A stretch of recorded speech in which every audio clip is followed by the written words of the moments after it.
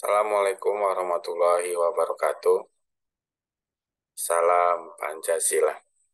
Bagaimana kabarnya murid-muridku kelas 10 E1?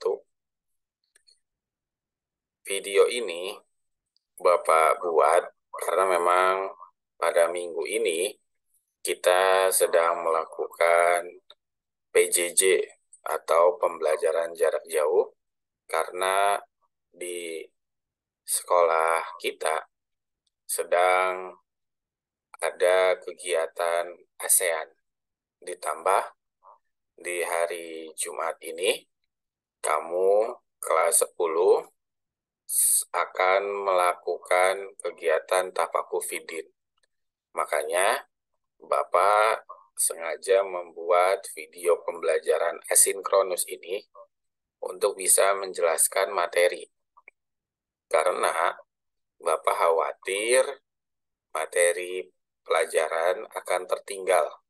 Apalagi sekitar 2 minggu lagi, tanggal 20 September, kita akan melaksanakan asesmen tengah semester ganjil. Makanya, Bapak berharap di video kali ini bisa menjelaskan materi-materi sehingga proses pembelajaran kamu tidak ada yang tertinggal. Dan juga Bapak akan senantiasa mendoakan kamu semuanya, murid-murid kelas 10 E1, untuk senantiasa diberikan kesehatan oleh Allah Subhanahu wa Ta'ala, serta nanti dipermudah ketika mengerjakan asesmen tengah semester ganjil. Oleh karena itu, jaga kesehatan dan pola makannya, pola tidurnya pun dijaga. Baik, Bapak akan langsung saja akan share screen materi pertemuan kita. Bapak izin share screen dulu ya. Untuk materi kali ini, kita akan membahas tentang penelitian sejarah. Nah, ini yang akan kita bahas tentang penelitian sejarah. Nah, untuk PowerPoint ini udah Bapak kirim juga di Google Classroom. Kamu bisa melihat terkait tentang penelitian sejarah.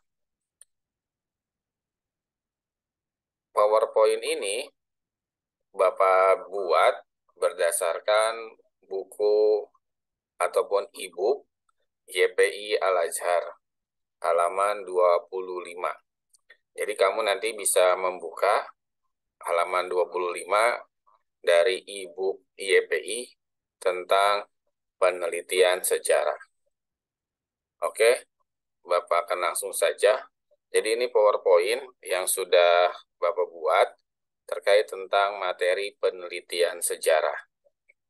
Nah, kita akan membahas tentang penelitian sejarah. Ini adalah kelanjutan dari materi sebelumnya yang sudah kita lakukan sumatif harian. Kita sekarang akan membahas tentang penelitian sejarah. Nah, untuk tujuan pembelajarannya, pada pertemuan kali ini, Bapak hanya membuat satu saja, yaitu kamu semuanya dapat memahami hakikat dari penelitian sejarah itu. Apa itu penelitian sejarah, kemudian urutan-urutannya seperti apa, nanti akan kita bahas dalam pembahasan ataupun penelitian kita pada hari ini. Oke, akan Bapak lanjutkan lagi. Nah, ini pengertian tentang metode sejarah. Di buku ada beberapa tokoh yang membahas tentang metode sejarah. Tetapi Bapak ambil hanya dua saja. Pertama menurut Louis Gottschalk dan yang kedua menurut Samsudin. Yang pertama menurut Louis Gottschalk, metode sejarah itu adalah proses menguji menjelaskan dan menganalisa secara kritis terhadap rekaman serta peninggalan masa lampau. Jadi, peninggalan-peninggalan masa lampau itu akan kita uji dan akan kita jelaskan serta kita analisa. Apakah peninggalan masa lampau itu ada kaitannya tentang sejarah ataupun menjelaskan tentang sebuah peristiwa. Itulah yang disebut dengan metode sejarah menurut Louis Gottschalk. Yang kedua, menurut Samsudin di sini membagi menjadi dua.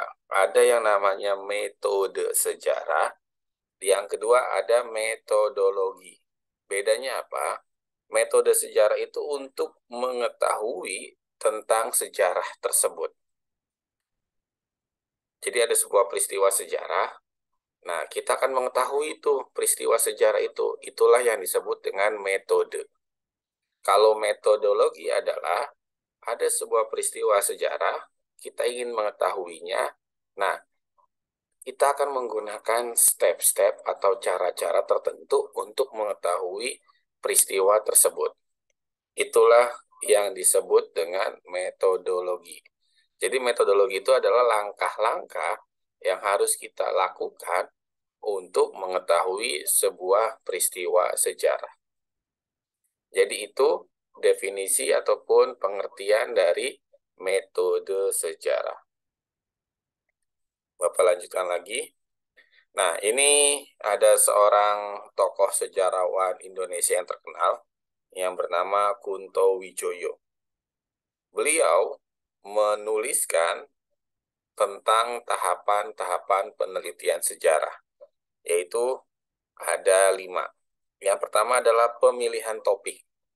Jadi ketika kamu ingin meneliti sejarah, kamu harus memilih topik mana yang akan kamu teliti. Bagaimana cara memilihnya? Bisa saja dari rasa keingintahuan kamu yang besar itu tentang kasus apa, atau tentang peristiwa apa.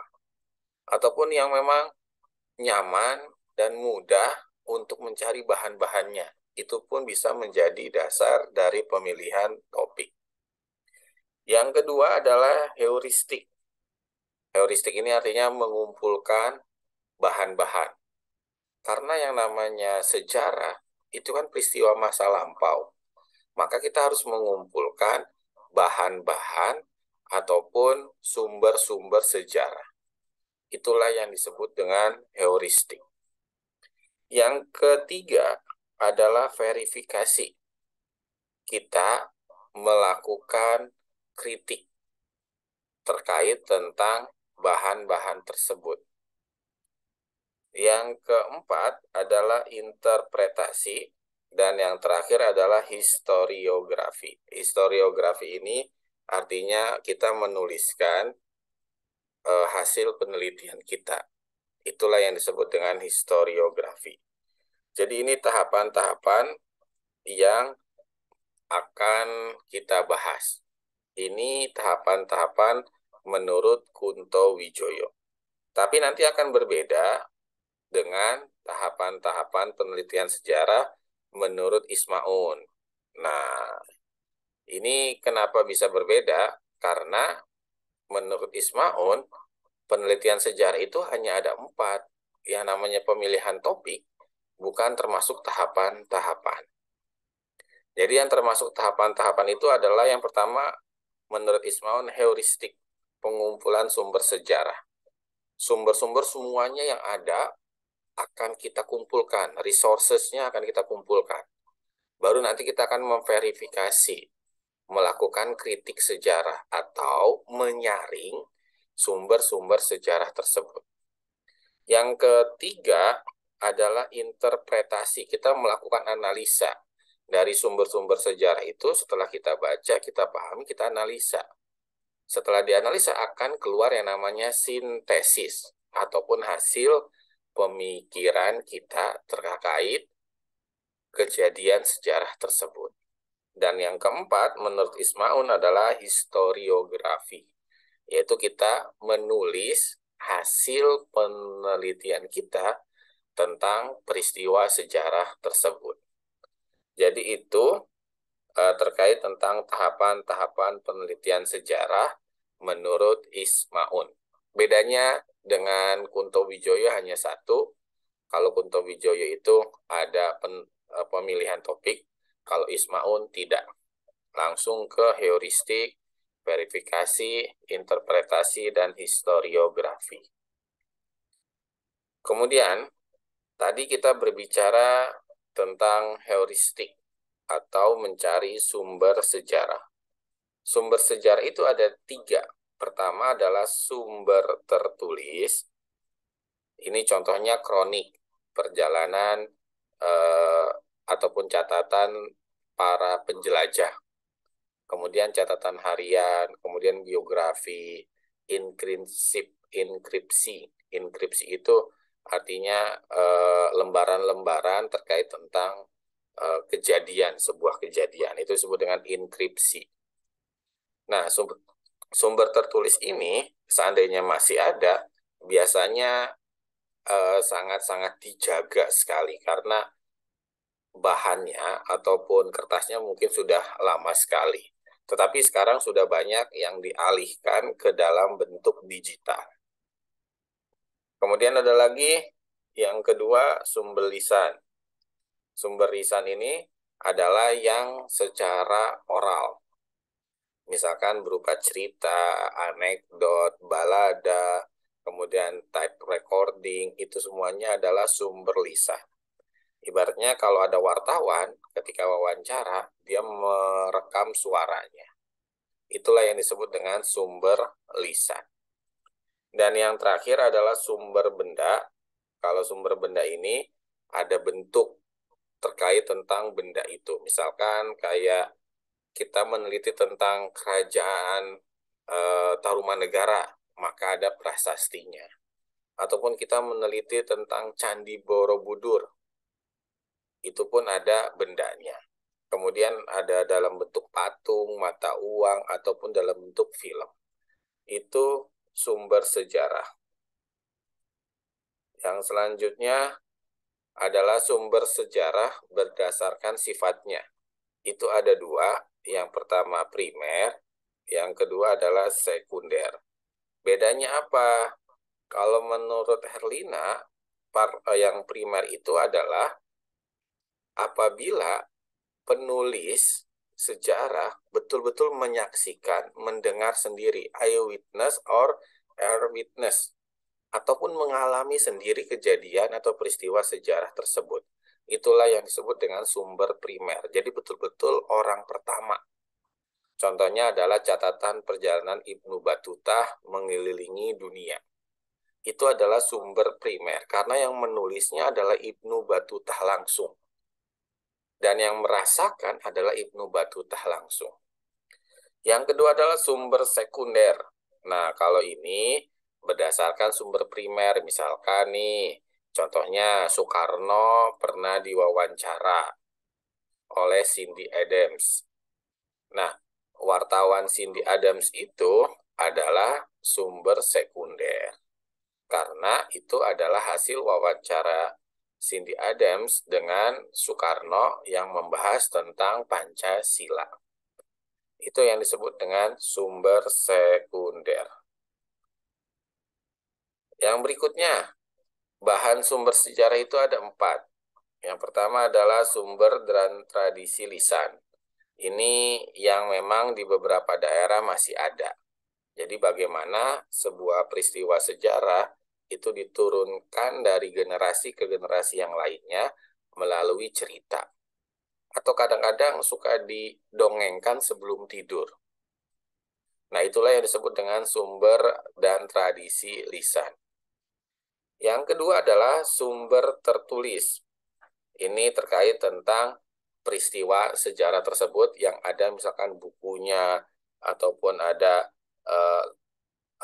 lembaran lontar ataupun lembaran berupa mushaf-mushaf, itu bisa termasuk sumber tertulis. Ataupun terkait tentang misalkan telegram, bukan telegram yang zaman sekarang, tapi Telegram yang zaman dulu yang menggunakan sandi Morse itu pun termasuk sumber tertulis. Yang ketiga adalah sumber rekaman. Nah, ini sudah masuk ke era digital nih. Bagaimana kaset audio, kaset rekaman video itu termasuk sumber rekaman. Apalagi sekarang orang tidak perlu menggunakan handycam atau kamera yang mahal. Cukup dengan handphone saja sudah bisa membuat rekaman. Makanya setiap dari diri kita adalah wartawan bagi peristiwa yang ada di sekitar kita. Karena orang dengan mudah bisa mengeluarkan gadgetnya untuk merekam ataupun untuk meliput sebuah peristiwa. Dan yang terakhir adalah sumber benda. Kalau ini bentuknya biasanya berupa bangunan, misalkan kayak candi, kuil, masjid, ataupun mungkin bentuknya berupa patung, candi, perhiasan, ataupun berupa stupa. Itu yang disebut dengan sumber benda. Nah, sampai sini paham tidak? Jadi kalau nanti nggak paham, kamu bisa komentar di video ini ataupun bisa langsung WA saya ya. Kesimpulannya adalah yang namanya penelitian sejarah itu terkait tentang langkah-langkah yang harus kita tempuh untuk bisa membuat ataupun menuliskan tentang peristiwa sejarah. Semua orang memang bisa menulis sebuah peristiwa sejarah, tetapi tidak semua orang bisa melalui rangkaian-rangkaian tersebut ataupun tahapan-tahapan penelitian sejarah. Dari mulai pemilihan judul, kemudian mengumpulkan bahan-bahan heuristik, kemudian melakukan kritik internal dan eksternal, kemudian habis kritik, kemudian melakukan interpretasi, baru yang terakhir menuliskan atau historiografi. Itu langkah-langkahnya. Itu kesimpulan yang bisa Bapak berikan. Dan yang terakhir, sebagai refleksi, ini ada 5 nomor. Silakan kamu kerjakan. Kamu kerjakannya boleh di iPad ataupun boleh di kertas. Nanti kalau sudah, bisa kumpulkan dengan cara mengirimkan fotonya melalui WhatsApp ke Bapak. 5 nomor, silakan di screenshot dulu. Oke, mungkin dari Bapak itu saja terkait tentang pertemuan pada hari ini. Semoga apa yang Bapak sampaikan bisa kamu pahami dan tolong jaga kesehatan karena kurang lebih sekitar 2 minggu lagi kita akan ketemu ataupun berhadapan dengan asesmen tengah semester ganjil. Dan tolong untuk pelajaran sejarah kamu bisa mempelajari dari buku paket Grafindo ataupun dari YPI. Itu semuanya menjadi bahan untuk bisa kita pelajari. Dan apabila kamu ada pertanyaan ataupun ada yang kurang dipahami, bisa langsung datang ke Bapak ataupun bisa melalui WhatsApp ataupun melalui email. Itu aja yang bisa Bapak sampaikan. Terima kasih. Wabillahi taufiq wal hidayah. Wassalamualaikum warahmatullahi wabarakatuh. Salam Pancasila. Terima kasih semuanya. Bapak izin live.